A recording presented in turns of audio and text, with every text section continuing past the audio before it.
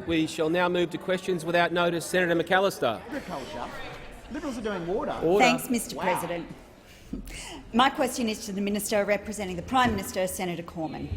In September, Minister for Natural Disaster and Emergency Management and now Deputy Leader of the National Party, David Littleproud, said, and I quote, "I don't know if climate change is man-made."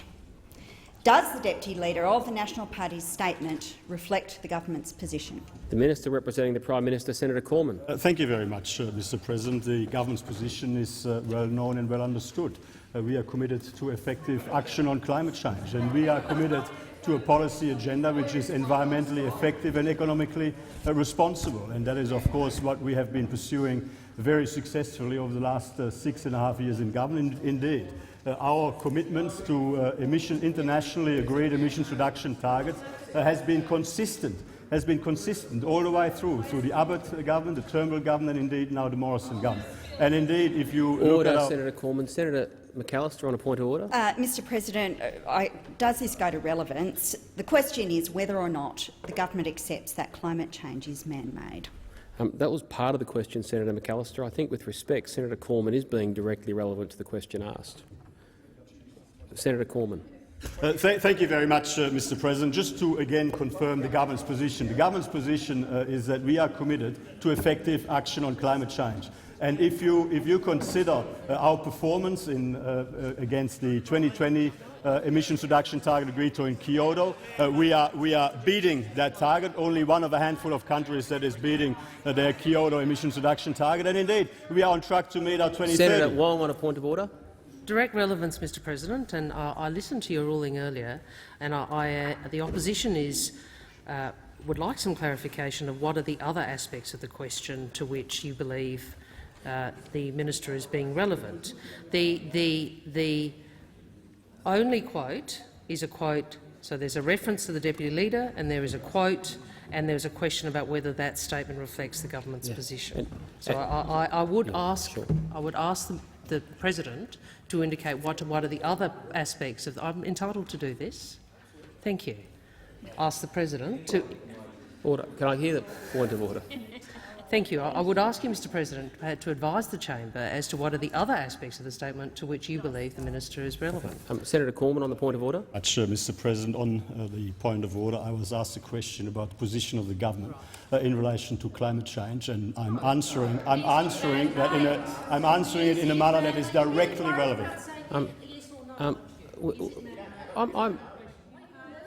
On the point of order. Quite right, Senator Wong. You had a quote there from a minister at the time, and then a question that related to the quote. And with respect, I think the minister is actually being directly relevant to the quote and the question in the subject matter he is dealing with. I can't instruct him how to answer a question, but I think what he's saying is directly relevant to the quote and the question. I'm happy to review the Hansard, and if I'm wrong, I'll say so, and happy to take submissions on it. But I think people are seeking me to direct him how to answer a question which is outside my capacity.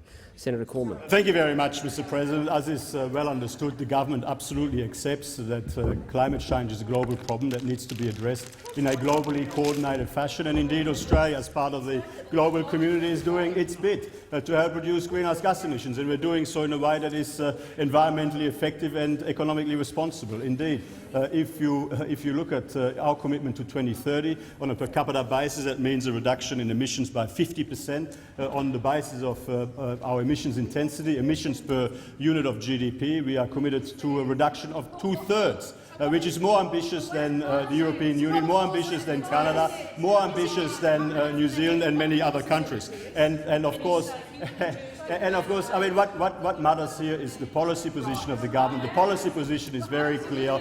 We are committed to effective action on climate change, and we leave the theological arguments to the Labor Party and the Greens. Senator McAllister, a supplementary question. Thanks, Mr. President. Order. I can't hear Senator McAllister. Senator McAllister. Thanks, Mr. President. When asked about the cause of climate change on ABC's Q&A last Monday, Senator Molan said, and I quote, "As to whether it is human-induced climate change, my mind is open." Does Senator Molan's statement reflect the government's position? Senator Cormann. Thank you very much, Mr. President. I'm asked about Senator Molan. Let me say what a fine senator for the great state of New South Wales, and what an outstanding job Senator Molan did in the context of the bushfires, working up and down the coast of New South Wales, supporting bushfire-affected communities in New South Wales. Fine senator indeed. And of course, Senator Molan, like any individual senator in this place, is of course entitled to his opinions. But as far as the government is concerned, the government's position is very clear. We are committed to effective action on climate change as part of a globally coordinated effort. Our targets— Order. Senator McAllister on a point of order. My point of order again goes to relevance. Senator Cormann has been asked to provide advice as to whether Senator Molan's position reflects the government position, and Senator Molan's position specifically goes to whether or not climate change is human-induced. And I'm asking Senator Cormann to answer that question. On the point of order, or continue? On the point of order, I appreciate that very well put point of order, Senator McAllister, but I think it goes to the point of instructing a minister, asking me to instruct a minister how to answer a question. People are entitled to judge ministers' answers of questions as long as they are directly relevant, they are within standing orders. I do believe that the material the minister is addressing is directly relevant to the question, and I call him to continue. Thank you very much, Mr. President. Let me say it again very slowly. Our government is committed to effective action on climate change. And we are doing so in a way that is environmentally effective and economically responsible, and we're doing it as part of the global community. Order. On my left. Order on my left. Senator Cormann, please resume your seat. If I can't hear Senator Cormann's quite loud voice, then there is way too much noise in the chamber. Senator Cormann to continue.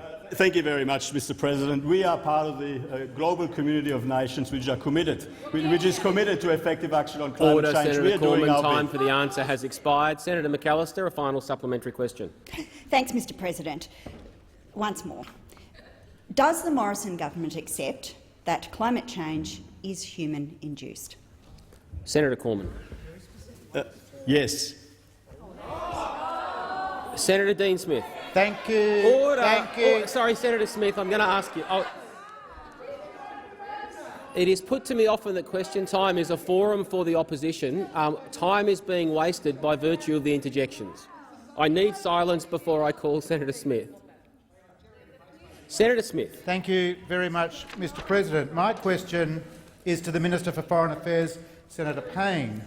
With the visit today of President Joko Widodo, can the minister update the Senate on the importance of Australia's relationship with Indonesia?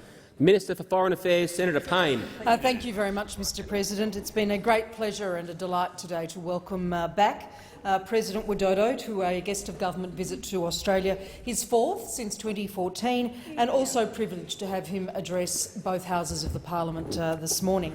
I was also very pleased to welcome my good friend Foreign Minister Retno Marsudi and many of their cabinet colleagues to Canberra today. Of course, Indonesia is a nation of absolutely first-order importance to Australia. It's a dynamic, democratic, diverse nation, a G20 member and the world's largest Muslim nation. It's already a $1 trillion economy and is predicted to become one of the world's largest economies in coming decades. We are both strong regional democracies, with a shared vision for a prosperous and open Indo-Pacific underpinned by strong institutions, rule of law and norms. Most importantly, Indonesia is our neighbour and our friend. In fact, as President Widodo reinforced in his remarks this morning, we are neighbours by destiny, but we are friends by choice. More recently, we have become comprehensive strategic partners. We also stand beside each other in adversity, as both the Prime Minister and the President observed in their remarks in the House of Representatives today. I would also like to acknowledge the 40 members from the Indonesian National Armed Forces who are helping with Australia's bushfire recovery, and most particularly in the Blue Mountains in my area of Western Sydney. Mr. President, we also look forward to the ratification and entry into force of the Indonesia-Australia Comprehensive Economic Partnership Agreement. The IA-CEPA, as it is known, will improve trade, tourism, investment and the movement of people, will facilitate bilateral cooperation in areas including education, agriculture, health and digital commerce. It paves the way for the strongest possible development of the Australia-Indonesia relationship. Senator Smith, a supplementary question. Thank you, Mr President. Can the minister update the Senate on what the government is doing to further build on Australia's close relationship with its neighbour and friend Indonesia? Senator Payne. Thank you, Mr President, and I thank Senator Smith for his supplementary question. I was delighted also this morning to join with Foreign Minister Retno Marsudi to sign the Plan of Action for our comprehensive strategic partnership with Indonesia in the presence of President Widodo and Prime Minister Morrison. The plan sets out our shared commitments across trade and investment, defence, counter-terrorism and people smuggling, maritime security, education and partnering in regional and international fora. It provides practical and measurable steps to build on our existing cooperation. The plan outlines well over 100 initiatives our governments are pursuing together in this new chapter in our relationship, including new measures on aviation security, on peacekeeping operations, on cyber, on disaster response management, on health security threats and tackling marine plastics. It is these and other initiatives under the CSP which will ensure that our relationship with Indonesia remains healthy, vital and most definitely growing. Senator Smith, a final supplementary question. Can the minister advise what steps the government is taking to build understanding and cooperation with Indonesia? Senator Payne. Thank you, Mr President, and again thank you to Senator Smith for his question. We are working very hard between us to grow the understanding between our people and our communities. More than 1.3 million Australians visit Indonesia every year, a record number, and a growing number of Indonesian tourists are coming to Australia. But our education links are particularly strong. Australia hosts around 20,000 Indonesian students annually, and we're very pleased to provide Australia Award scholarships to talented young Indonesians to study in Australia. Australia remains the top destination for Indonesian students studying abroad, and Indonesia, in turn, is also by far the most popular overseas destination for our new Colombo Plan program. In fact, since 2014, over 9,500 young Australians have studied, lived and experienced life in Indonesia. They are most certainly voting with their feet, and it's perfectly demonstrated by Monash University's announcement today that it will open a new campus in Indonesia in the coming year. Senator Farrell. Thank you, Mr President. My question is to the Minister for Youth and Sport, Senator Colbeck. I refer to a media release by the Prime Minister dated the 30th of March 2019, which announced both the final round of funding for the government's corrupt sports rort scheme, together with an additional $150 million to support female facilities. The Prime Minister's media release states, and I quote, "Further details of the change room and swimming facilities fund will be released later in 2019. Minister, when were these further details released and to whom?"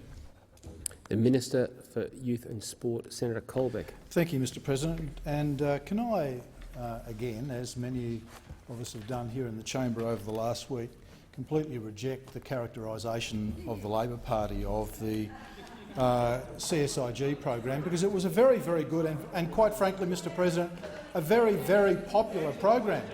In fact, Mr President, the program was so popular that Labor Party members of Parliament wrote letters of endorsement for projects in their electorates seeking for their projects to be funded, Mr President. So, Mr President, this was a very, very popular program. I completely and utterly reject the characterisation that's being made by the Labor Party, a very popular program. And Mr President, so popular that not one member of the opposition has offered to send the money back for the projects that were announced in their project, where the intervention of Senator McKenzie in her decision-making process increased the proportion of grants in Labor electorates from 26% to 34%, which much more closely aligns it with the number of Labor seats in the parliament, Mr President. So, Mr President, I reject completely the characterisation of this program that consistently is put by the Labor Senator Party. Colbeck, please resume your seat. Senator Wong on a point of order. Point of order, direct relevance, Mr President. I'm conscious of previous rulings. The minister has now had over a minute. There was one question related to the release of guidelines as per the Prime Minister's commitment, and I'd ask him to return to the question. On the point of order, Senator Wong, I've allowed you to restate that question at the end, and I realise that. You are entitled to do that. The minister has been speaking for over a minute. He is addressing part of the question. As we found out in the last question, very specific questions can get very specific answers, but the minister is entitled to challenge assertions made in a preamble to a question, but you've emphasised that part of the question. Senator Colbeck to continue. Thank you, Mr. President. Thank you for your ruling. Mr. President, as I've said, and I will repeat, the CSIG program was a very popular, very popular program, supported by members of parliament across both sides of the parliament. In fact, advocated for by members on both sides. Advocated for members on both sides. Point of order, Senator Farrell. Thank you, Mr. President. The minister is simply addressing the preamble. There was a specific question, and it said, "When were the details of these projects released, and to whom?" Could you please? I cannot direct a minister to answer part of a question. The minister is entitled to address an assertion, a contestable assertion made in the preamble. It is up to others to judge the merits of answers of questions, not up to the chair. So the minister is entitled to continue by addressing all or part of a question. Senator Colbeck. Thank you, Mr. President. And I will continue to assert that this very good and popular program, supported by members across all sides of the parliament, Mr. President, across all sides of the parliament, advocated for by members on the other side who sought funding under the program, and as I've said, and as the parliament's— Order. Senator Cormann on the point of order. Thank you very much, Mr. President. Understanding orders, interjections are disorderly, and the Leader of the Opposition constantly interjects, even when her entire side is silent. I think you should call the Leader of the Opposition to order. All interjections are disorderly at all times. I remind senators of that. Sorry, Senator Cormann. So now the Leader of the Opposition is even interjecting while you are addressing the chamber. More latitude is granted to leaders, but I would ask all senators to remain silent. And I'll call Senator Colbeck to continue. Senator Colbeck. Thank you, Mr. President. This popular program, supported by all members of the parliament, Order, continues Senator to deliver for Colbeck. Order Australians on all my around left. the country. Senator, time's expired. On Senator Wong. Senator Farrell, a supplementary question. Yes, thank you, Mr. President. I do have one. Has the minister received any advice from either Sport Australia or the Department of Health expressing concerns that no guidelines or further details were ever distributed, despite the Prime Minister stating they would be? Senator Colbeck. Mr. President, thanks for the question, Senator Farrell. Thank you, Mr. President. Sport Australia has no engagement in the FFWSS program, so no need for any involvement at all. And Mr. President, the Department of Health is utilising the guidelines for the implementation, the delivery of the grants that are being made through the FFWS program using the CDG guidelines as our responsibility, the responsibility that I have under this program now, which is to deliver the grants that were subject of election promises, just like the Labor Party made election promises. I think $250 million worth of election promises during the election. So we are using, as part of the delivery mechanism for this program, the CDG guidelines, which relate very closely to guidelines that are used for delivery of other election commitments. Order. Senator Farrell, a final supplementary question. Order on my left. Senator Farrell. Yeah, thank you, Mr. President. I do have a further question. In light of the minister's answer, can the minister explain why $150 million of taxpayers' money was allocated without any guidelines? Senator Colbeck. Mr. President, thank you, Mr. President, and thanks Senator Farrell for the question. Quite simply, Mr. President, just as the Labor Party did when they made $250 million worth of election commitments for sporting projects, the government has made a number of election commitments and is delivering those election commitments through this program. It's quite simple, Order, Mr. President. Senator Colbeck. I've got Senator Wong on a point of order. I'll take the point of order. Senator Colbeck. The point of order— sorry, Senator Wong. Thank you. Direct relevance. This relates to an announcement prior to the election. The only question that is being asked is why $150 million of taxpayers' money is allocated without guidelines. I'd ask the minister to return to the question. I was listening very carefully. I'm quite happy to be corrected if I misheard. I thought the minister was turning to that very point at that time, and I'll ask him to continue, but I am listening because it was a specific question, listening carefully. Senator Colbeck. Thank you, Mr. President, and thank you for your ruling. Mr. President, as I said, the government made a number of election commitments in the lead up to the election, in the same way that the Labor Party made a number of election commitments. In fact, the Labor Party made more election commitments than we did. The Labor Party made $250 million worth of election promises for sporting facilities and women's change rooms. We made a smaller amount, Mr. President, and this program is being utilised to deliver on those election commitments. Just like the Labor Party would have to have devised a program to deliver on their election commitments. Both sides of politics make election commitments, Mr. Order, President. Senator Colbeck. Time for the answer has expired. Senator Patterson. Thank you, Mr. President. My question is for the Minister for Trade, Tourism and Investment. Sorry, I need to be able to hear Senator Patterson's question. Senator Patterson. Thank you, Mr. President. My question is to the Minister for Trade, Tourism and Investment, Senator Birmingham. Can the minister outline the mutual benefits for farmers, businesses, investors and workers when the trade agreement with Indonesia comes into force? The Minister for Trade, Tourism and Investment, Senator Birmingham. Thanks, Mr. President. I thank Senator Patterson for his question and his passionate advocacy for increasing trade access for Australian businesses and liberalising trade across the globe. Mr. President, a central pillar of Australia's deepening relationship with Indonesia is the Indonesia-Australia Comprehensive Economic Partnership Agreement. And we were thrilled that late last week, just prior to President Widodo's visit to Australia, the Indonesian Parliament did what the Australian Parliament did late last year and provided support for that agreement, which will enable its ratification and entry into force over the coming months. This is an outstanding opportunity to finally and fully realise the potential of the economic relationship between Australia and Indonesia. As the Australia-Indonesia Business Council President Phil Churchill said recently, IA-CEPA has been designed to deliver balanced outcomes for both countries and puts emphasis on cooperative initiatives. And we want to work with Indonesia to build its economy and its skill base by supporting investment and genuine partnerships across sectors like education, meat, grains and elsewhere. Because, Mr. President, as Senator Payne has indicated already, a successful and stable Indonesia is central and good for Australia and our region, as well as, of course, for Indonesia. There are multiple benefits from IA-CEPA across a range of sectors, including in the services industries, mining services, health, hospital and aged care, education, I've already mentioned, architecture and engineering.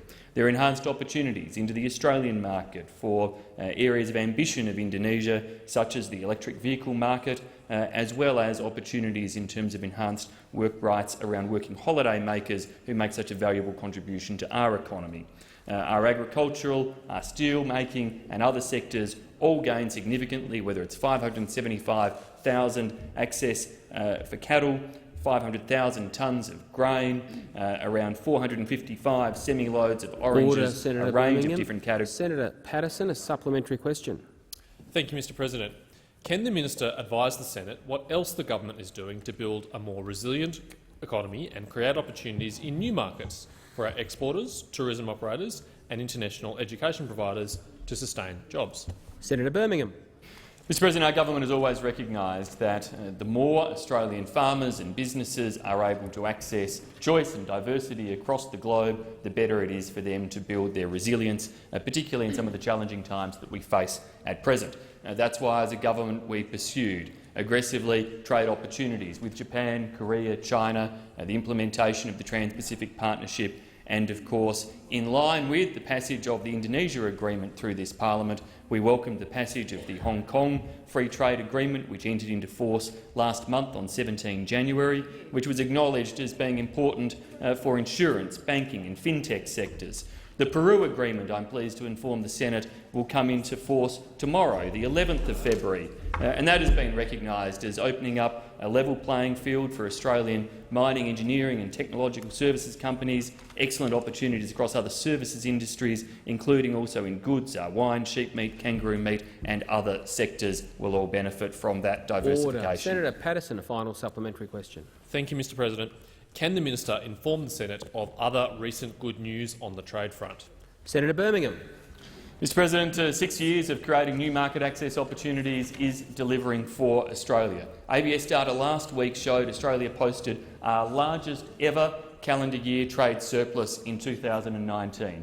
That was a trade surplus of $67.6 billion, fuelled, Mr President, by a record-breaking run of 24 consecutive monthly trade surpluses from Australia. You have to go back, Mr President, to 1972-73 to find the previous record.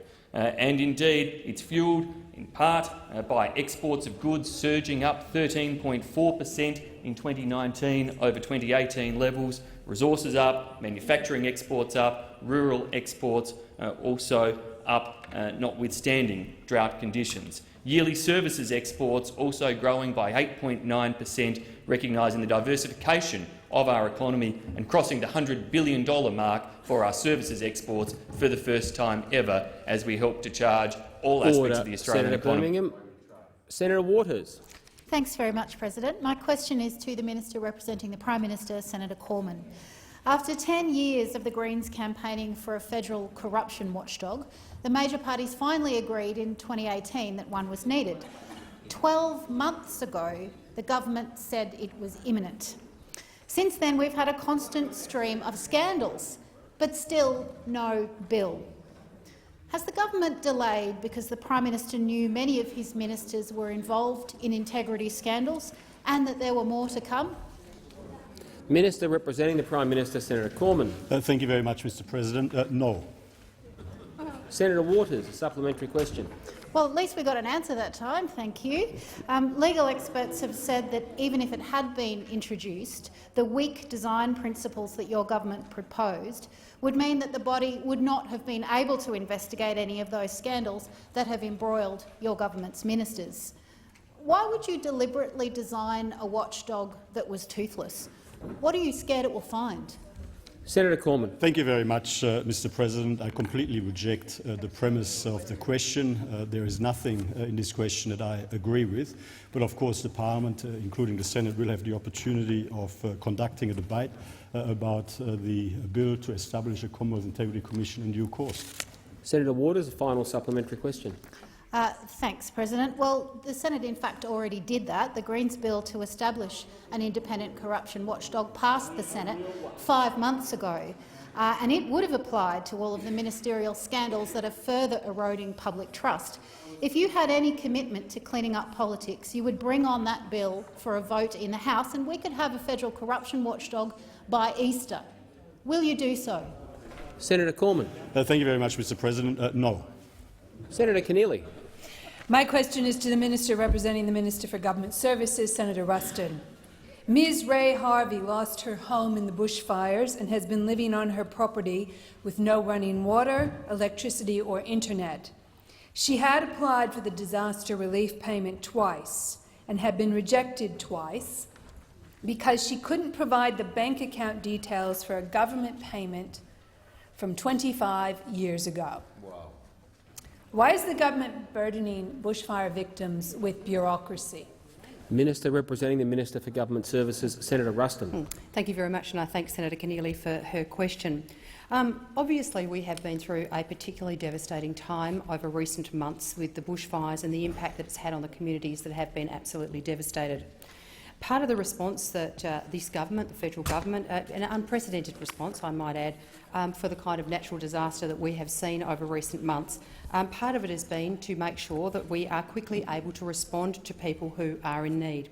Now, obviously, as the senator would be well aware, I'm not in a position to comment on individual cases, but as I have always said in this place, if there is ever a particular situation or an individual case where they would like the matter taken up, I'm more than happy to take that matter up, and I'm also more than happy to make sure that the minister responsible for these government services is also made aware of it. However, this is not the forum in which we should be debating individual cases. However, I would say that the response that we have seen to the devastating impacts of these bushfires by Services Australia through the Australian Government Disaster Recovery Fund has been unprecedented. We have seen hundreds of millions of dollars made available to people who are in need. In my own portfolio area, as an example, we made $50 million available for emergency relief so that we could get money immediately to people who may have needed accommodation, may have needed to get clothing, to get food. So, subsequent to this response, the time of the response, the ability for the payments to be able to made very quickly has been something that has been acknowledged by the broader community, the broader bushfire community. Of course, there will always be situations where sometimes things aren't as perfect as we would like, and that is why we always come into this place and say, if you have a particular situation you would like us to deal with, we're more than happy to do so. But hundreds of thousands of Australians who have been impacted by the bushfires have received a timely response from this government. Senator Keneally, a supplementary question.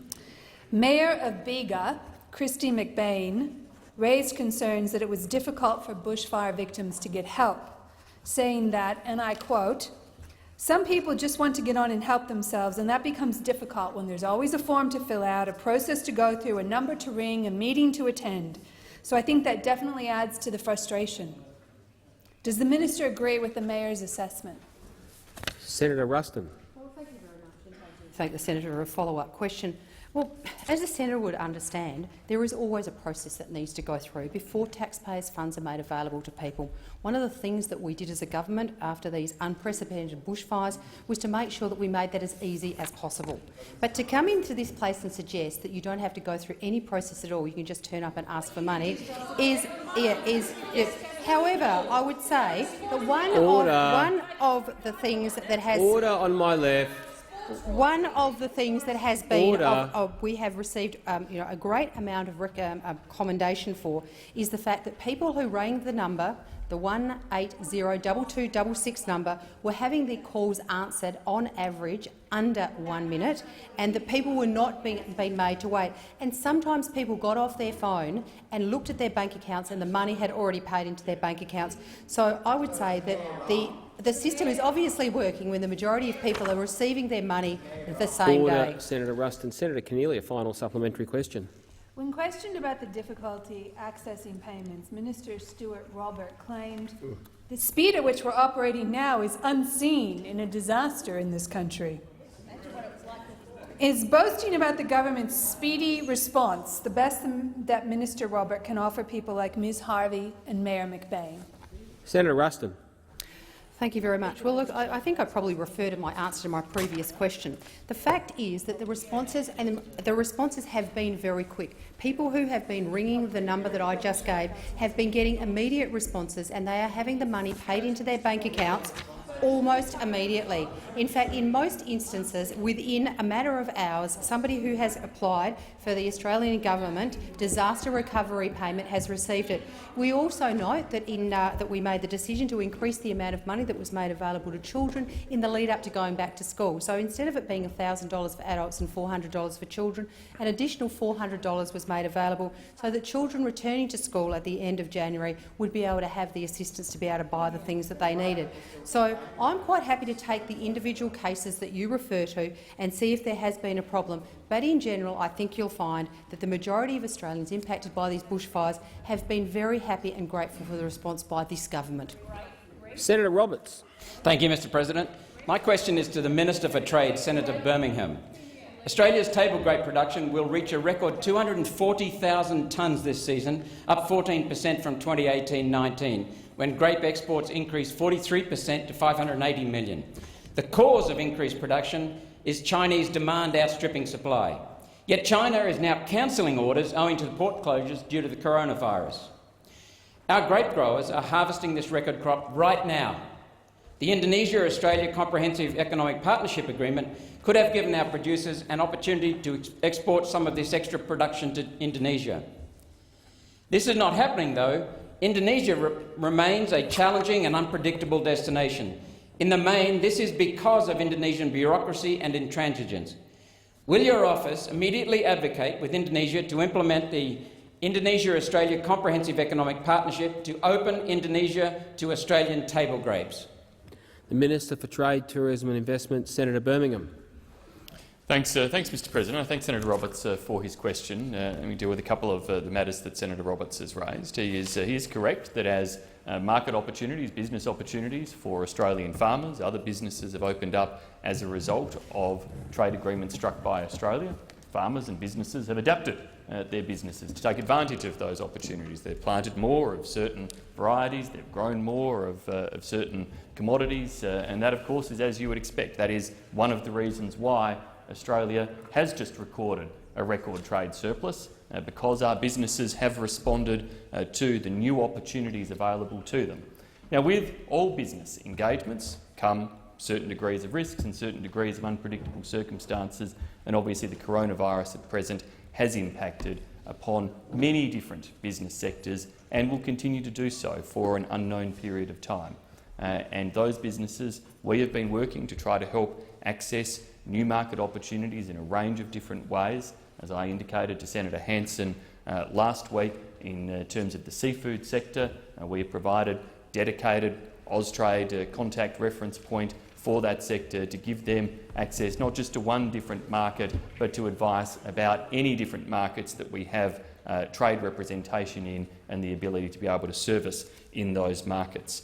In terms of the Indonesia-Australia Comprehensive Economic Partnership Agreement, it doesn't just contain agreements across a range of categories to lower tariffs or increase quotas, or indeed eliminate in some cases tariffs or quotas. It also does contain guarantees around the issuing of import permits to make bureaucratic procedures easier. I cannot, Senator Roberts, off the top of my head recall the place of table grapes in relation to that. So if I have particular information in relation to table grapes that can be of assistance, I'll make sure that that is provided to you and the chamber.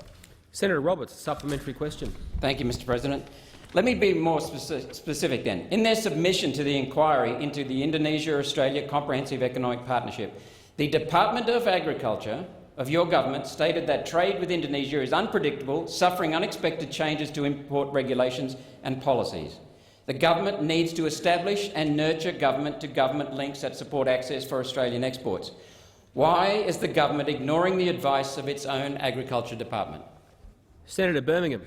Thanks, Mr. President. Well, I'd invite Senator Roberts to read the rest of the submission, which was, of course, actually arguing for the type of agreement that we have secured with Indonesia to overcome the type of problems that you have quoted, Senator Roberts. So, yes, the Department of Agriculture absolutely identified that there have been market access barriers, and those access barriers are not just tariffs and quotas, but they are regulatory factors as well, and the type of agreement we have sought to strike with Indonesia is one that addresses those regulatory barriers. Not only do we have the automatic issuance of import permits guarantee in a range of categories that I referenced before, but as a first for our trade agreements, we have with Indonesia established under IHEPA an arrangement for ongoing dialogue in relation to non-tariff barriers. So those types of administrative and bureaucratic licensing approval type processes are now firmly entrenched in an ongoing process, and if there is something in relation to table grapes,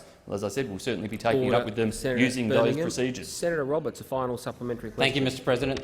The department's submission to the Indonesia-Australia Comprehensive Economic Partnership inquiry was in 2017. Growers have contacted my office this week to say that nothing has changed.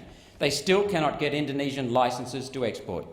What has this government done since 2017 to implement the recommendation of your own Agriculture Department? Senator Birmingham.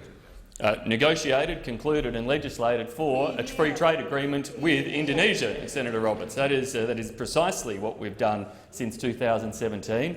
In doing so, we have, as I've just outlined, put in place processes around getting import permits, processes around dealing with licensing and approvals. I can inform the Senate that table grapes enter Indonesia duty-free as a result of trade agreements negotiated between Australia and Indonesia, that Indonesia has consistently been in a top 2 destination for many years, except 2014, in relation to table grapes. So there are access points into Indonesia for table grapes. But certainly, if some growers are facing difficulty in getting those licence approvals for duty-free access of their table grapes into Indonesia, then please put them in touch with our office, and we will do our best through our DFAT and Austrade offices to help them to get the permits and approvals that they need. Senator Stoker. Thank you, Mr President. My question is to the Minister representing the Minister for Health, Senator Cash. Can the Minister update the Senate on the novel coronavirus and what the Australian government is doing to protect Australians? Minister representing the Minister for Health, Senator Cash. Thank you, Mr President, and I thank Senator Stoker for the question. Globally, we know that the coronavirus continues to expand. As at the 10th of February 2020, approximately 40,546 confirmed cases there have been, and 910 deaths have been reported. The majority of cases have been reported from mainland China, with 375 cases reported from 27 countries and regions outside of mainland China. Of the 910 confirmed deaths, 908 have been from mainland China and 1 each from the Philippines and Hong Kong. Of the confirmed cases reported globally, the case fatality rate is approximately 2%. In Australia, we are in a position where, as at the 10th of February 2020, there are 15 confirmed cases of coronavirus in Australia, 2 in South Australia, 5 in Queensland, 4 in Victoria and 4 in New South Wales. Of the reported cases, 5 of the earlier cases have recovered, with the remaining cases understood to be in stable condition. The second Qantas flight to assist the departure of Australians from Wuhan has arrived home. The Qantas flight arrived in Darwin at approximately 11:51 local time, and passengers are now at the temporary quarantine facility at Howard Springs.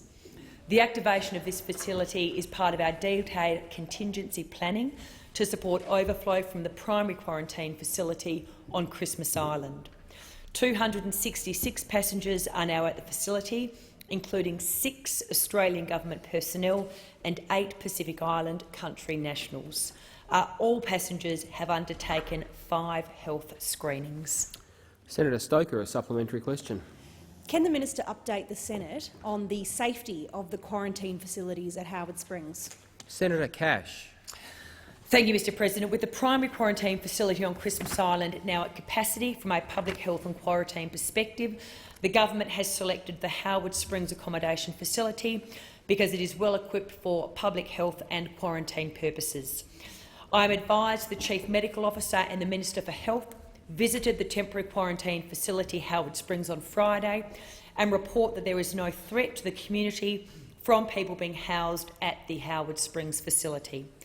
The Government Chief Medical Officer, Professor Brenton Murphy, said people staying at the Howard Springs accommodation facility were unlikely to become infectious and their health would be closely monitored, stating, "It is important people living in and around Howard Springs know the novel coronavirus can only be transmitted by close contact with an infectious person and cannot be spread through the air."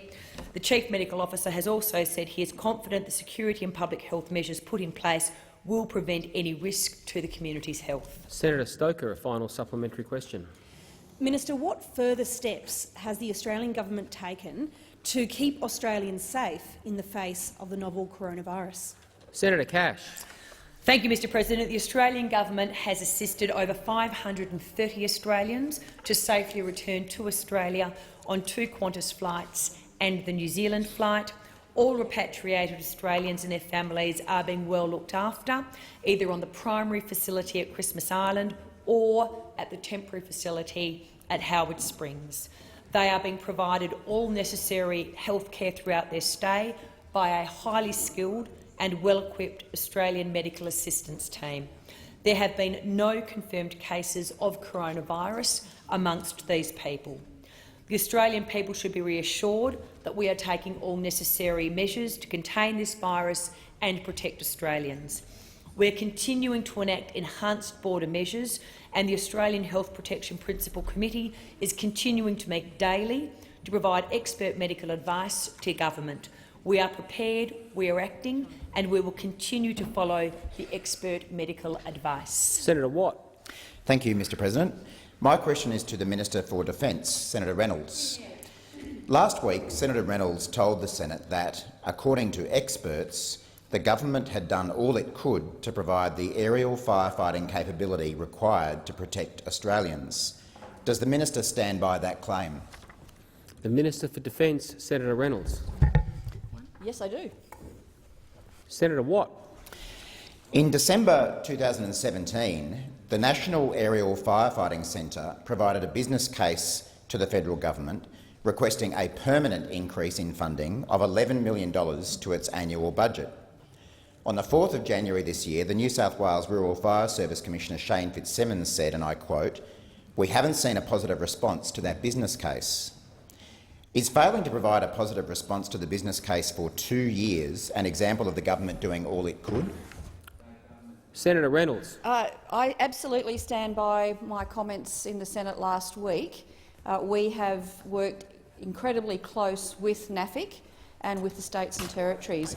We have provided significant support to NAFIC, and in fact the states recently asked for one additional large aerial tanker, and we provided 4.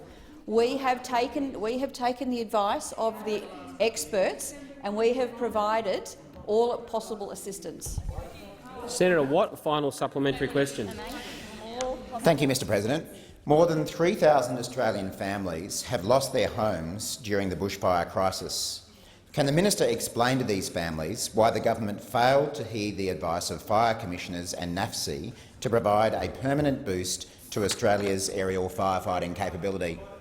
Senator Reynolds. Thank you, Mr President. Senator Watt, that question is beneath you, and it is utterly disgraceful that you are linking the lives of people to the support this federal government, Defence and EMA have provided. So Senator Reynolds, Senator Wong, on a point of order.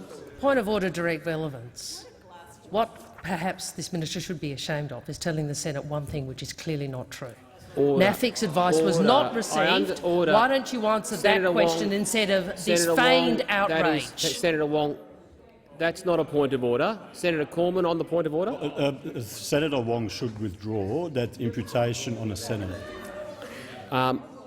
I didn't hear one. I'll check the Hansard. There were interjections going on. I'll check the Hansard. I did not hear any comment, but I'll take Senator Wong. No, if you're not asking a bit. I didn't hear what could be withdrawn, so I will check the Hansard. And on the issue of the point of order, it's Senator Cormann. Thank you very much, Mr. President. Interjections are disorderly, and Senator Wong is interjecting while you are addressing the chamber. That is highly disorderly. I have made the observation before that it is regularly put to me that question time is primarily a forum for the opposition. We are wasting that time if there continue to be interjections. Now, there is a time for debating answers, contents and the merits of them after question time. It is not by interjection during question time. Senator Reynolds, in my view, is being directly relevant to the question. Senator Reynolds. Thank you, Mr. President. I'll just reiterate my complete rejection of every single word Senator Watt said then. It is a complete and utter disgrace that you are linking the work that Australian officials, the EMA and this government has done, working very closely on my left. Can I and order? providing the Sorry, support Senator Reynolds, that the please experts resume have your recommended. seat. Senator Reynolds, again, can people at least count to 10 after I call for silence so we get a little bit of it? The minister had barely commenced speaking before the interjection started again. It's a poor reflection on the Senate. Senator Reynolds to continue. Senator Watt, these are the facts that you so conveniently ignore. That in 2019-20, the government funded NAFIC to $45 million. We provided nearly $15 million under a long-standing funding agreement, and $20 million again for additional firefighting aircraft. And again, I say to you, Senator Watt, shame on you.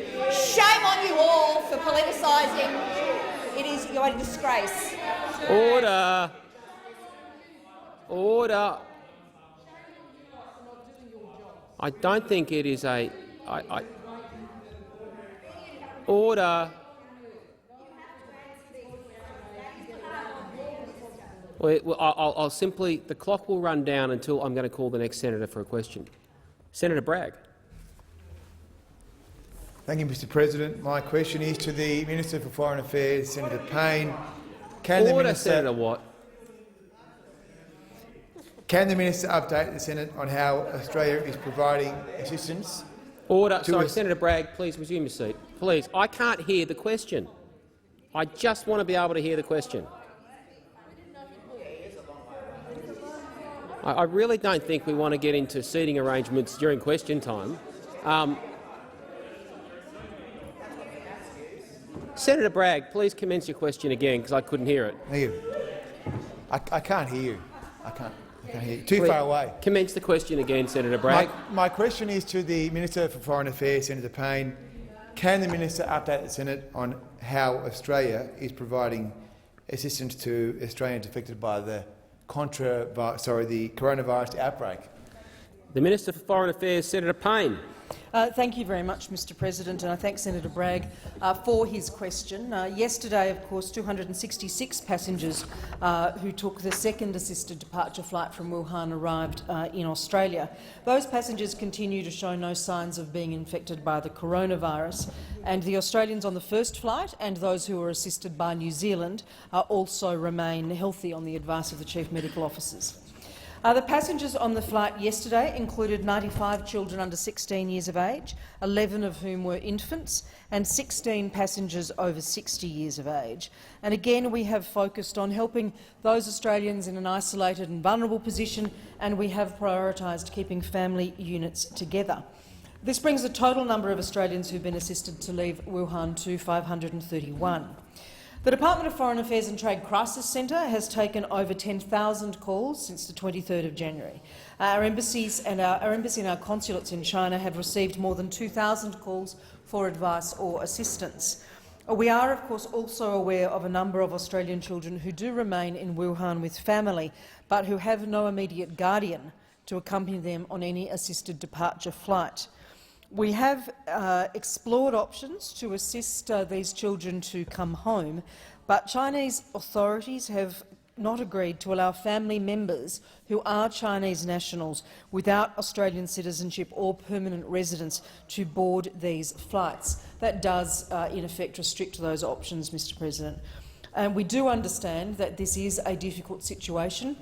The children remain with family, I'm advised in most cases with grandparents, and being well cared for. We are well aware of the challenges that this presents, and we will continue to talk with Australians as this matter proceeds.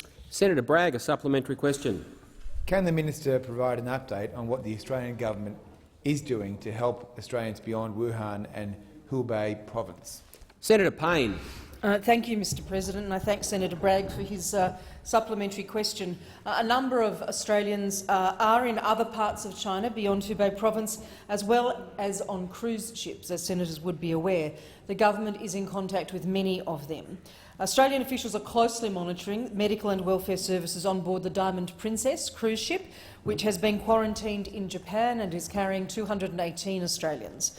And where necessary, we are referring Australian cases to cruise company officials or the Japanese government as appropriate for action. DFAT is providing consular assistance to the 7 Australians who were diagnosed with the virus on the Diamond Princess and are now in hospitals in Japan.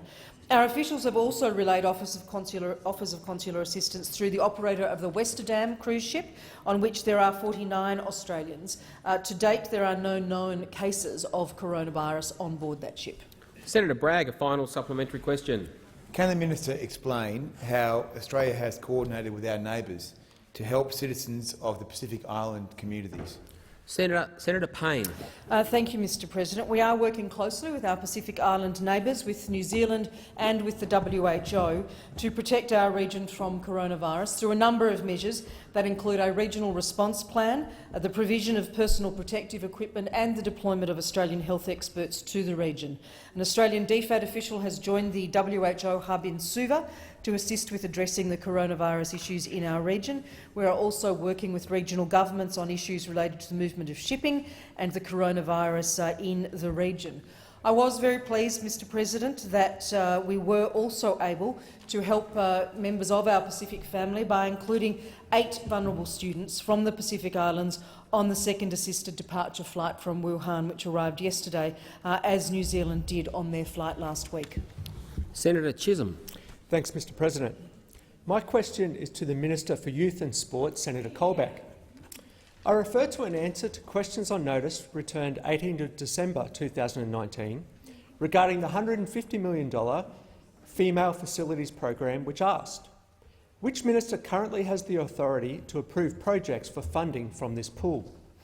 The answer returned by the Department of Health stated, Minister Colbeck in consultation with the Prime Minister. What consultation has occurred between the Minister and the Prime Minister or your officers regarding this $150 million election slush fund? The Minister for Youth and Sport, Senator Colbeck. Thank you, Mr President. The answer that is provided to that question on notice is absolutely correct. Any further allocations that come out of that program will be done as a matter of consultation between myself and the Prime Minister. At this point in time, Mr President, the only funding allocated is that was publicly released to the media on Friday. My department is effectively managing the administration of the grants that were made under the program to date. There is no further allocation or granting or approval of projects at this point in time. The process is in the phase of management of existing grants.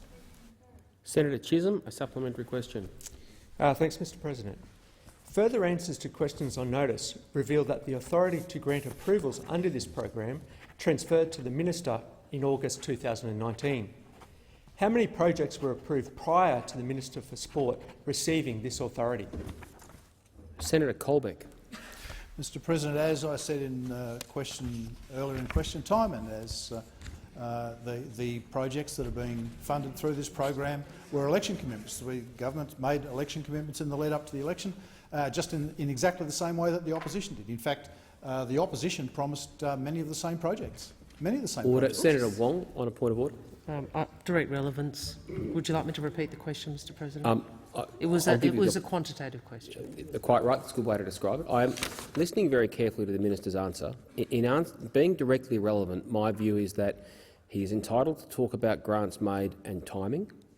I don't view discussion of alternative policies to be directly relevant to such a specific question. Senator Cormann, I take submission on the point of order. On the point of order, just to point out how the minister was being directly relevant. He was asked, indeed, about the projects that had been approved, and the minister clearly spelled out that the projects under this programme were those that were publicly announced prior to the election as election commitments. And that's exactly where I was going, on the basis that in being asked about a number, I considered to be asking the chair to instruct the minister how to answer the question.